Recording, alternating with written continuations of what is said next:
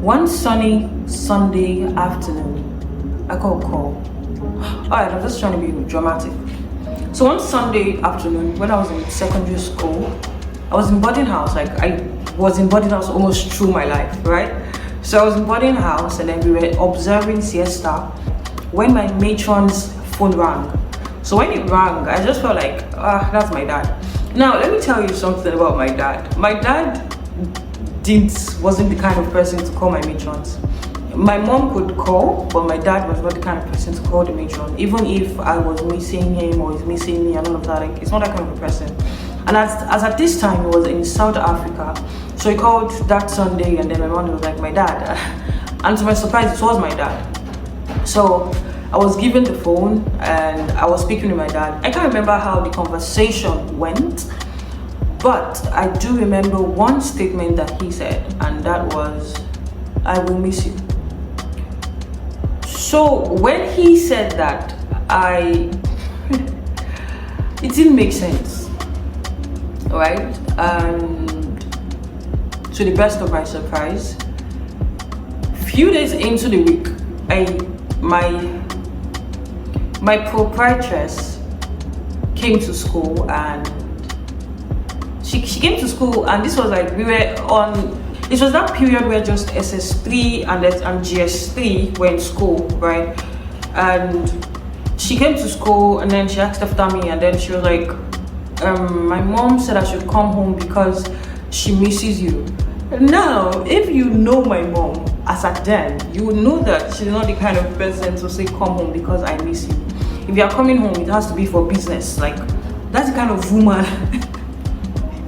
that's the kind of person my mother used to be. So it's no time for emotions, no time to get mushy or stuff like that. That's the kind of person she was.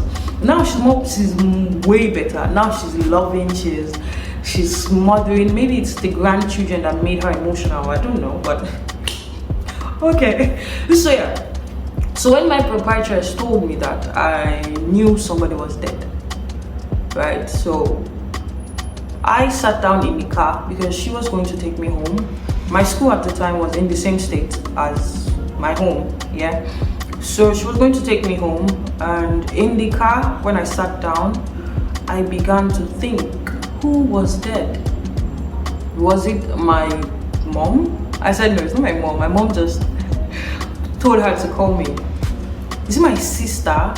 Is it any of my sisters? Is it any of my brothers? I said, no, it can't be. And then when I got to my dad, is it my dad? And then I paused because I didn't have an answer other than, but he called on Sunday. So on our way home, my loving proprietress got me ice cream and I think meat pie. But I'm not a fan of meat pie. I've never been a fan of meat pie, but I did take the meat pie. I don't know if I can't remember if I did, but I know I took the ice cream. And getting home, I saw so many slippers on the floor. And I entered. When I entered, I realized, the first thing I saw was my dad's picture when I entered. And I saw my mom on a bed in that parlor. I saw her in a form I had never seen her before. Broken. Heartbroken. That was a state I have never seen my mom before. And then she called me and opened her arms and called me in. Like, Oluwamayomiko. That's what she calls me, Oluwamayomiko. And then she called me to herself. So my dad was dead. My dad was dead. And now that I think about him, I do not have so many memories of him. Right? I have very few memories of him. However, you see that last call that he made to me is something that I have been holding on to. Right? There's just this feeling it gives you when you know you had your last opportunity with this person. That this person knew that their time was up, and their time was up and they chose to speak with you.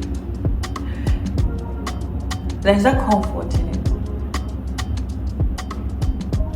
Now, I said all of that to say this. In life, we should always give people the opportunity to say goodbye. Don't take that away from them, especially if they mean the world to you. Especially if they mean the world to you. Don't take that away from them. If you have the opportunity to say goodbye, let them say goodbye. And I remember one of my friends then, Latifa, she was going to travel, leave the country, and then she told me she was going to travel, and I got her a scarf as a parting gift. That was like my last goodbye to her. If I have the opportunity to see her now, it's fine. If I do not have the opportunity to, it's fine. Because in my heart, I know I already told her a last goodbye. Because the probability of us ever having to come together again is slim. In fact, now we don't even talk anymore, like unless it's like extremely necessary. So let people have the opportunity to say goodbye. Don't just leave them with nothing to hold on to, especially if they mean a lot to you. And I'm speaking from experience, actually, right? Don't just leave them. It breaks their heart, especially. It breaks their heart that they will sit and think that, so this person didn't trust me enough to let me know. So this person didn't. There's just so many things that will be running through their head. Let people have the opportunity to say their last goodbyes. Are you Japan? Let people know. Let the people that matter know. Are you planning to leave? I don't know any other state. Are you going through a stage in your life where it looks like maybe you're going through cancer? Maybe you're fighting cancer.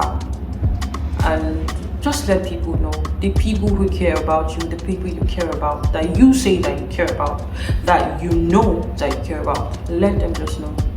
Let them say their last goodbyes. It goes a long way. It goes a long way. It goes a long way. See, I can tell that story now because he called me, and apparently he called all of us that way. And I don't think any of us has forgotten that last call. I don't think so. I don't think I've forgotten that last call. Because why? Why would I? That was just one moment that I cherish.